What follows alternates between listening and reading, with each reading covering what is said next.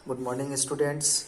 मैं Arjun Kumar, assistant professor, department of history, TS college Hisua से। बच्चों, आज मैं आप लोगों के लिए बी ए पार्ट 2 के सब्सिडी पेपर से एक नया टॉपिक लेकर के आया हूँ, जिसका नाम है मुग़ल शासक हुमायूं, मुग़ल एम्परर हुमायूं। बच्चों, हम जानते हैं कि 1526 ईस्वी में भारत में मुग़ल शासन की स्थापना हुई और बाबर प्रथम मुग़ल शासक थे। बाबर ने 1526 ईस्वी से 1530 ईस्वी तक यहाँ पर शासन किया और 1530 ईस्वी में बाबर की मृत्यु के पश्चात हुमायूं को राजगद्दी प्राप्त हुई। बाबर की मृत्यु के साथ ही हुमायूं को अपने पिता से विरासत में अनेक कठिनाइयाँ प्राप्त हुई। सबसे पहले साम्राज्य के बंटवारे का भय था। शेर शाह अपना सर उठा रहे थे, उसके प्रबल विरोधी के रूप में गुजरात के शासक बहादुर शाह भी उसके प्रबल विरोधी थे, अफगान उसके प्रबल विरोधी थे, राजपूत की समस्या थी, राजकोष खाली था। इन सारी समस्याओं से निजात पाने के लिए हुमायूं ने अनेक कार्य किए और बहुत हद तक उसने इन समस्याओं को काबू भी किया। हालांकि 1540 ईस्वी से 1555 ईस्वी के बीच हुमायूं को राजगद्दी छोड़नी पड़ी, उसे निर्वासित जीवन जीना पड़ा, लेकिन पुनः उन्होंने 1555 ईस्वी में दिल्ली की राजगद्दी प्राप्त की। आइए इसके बारे में सिलसिलेवार जानकारी लेते हैं।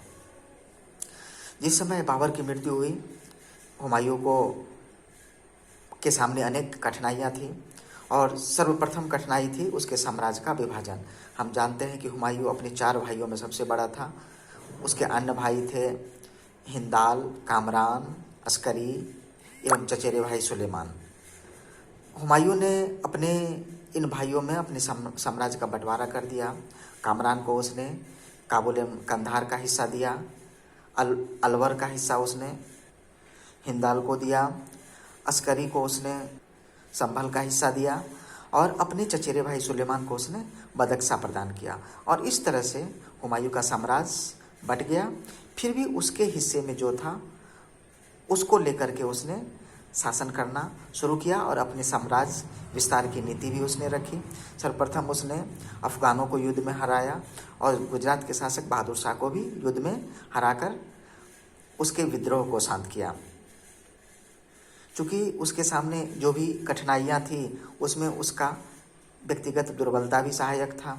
उसके जो मंत्री थे, अमीर थे, चचेरे भाई थे, वे सारे के सारे उसके शत्रु बन चुके थे और वो किसी अन्य को शासक बनाना चाहते थे, लेकिन हुमायूं ने इन समस्याओं पर बहुत हद तक काबू पाया।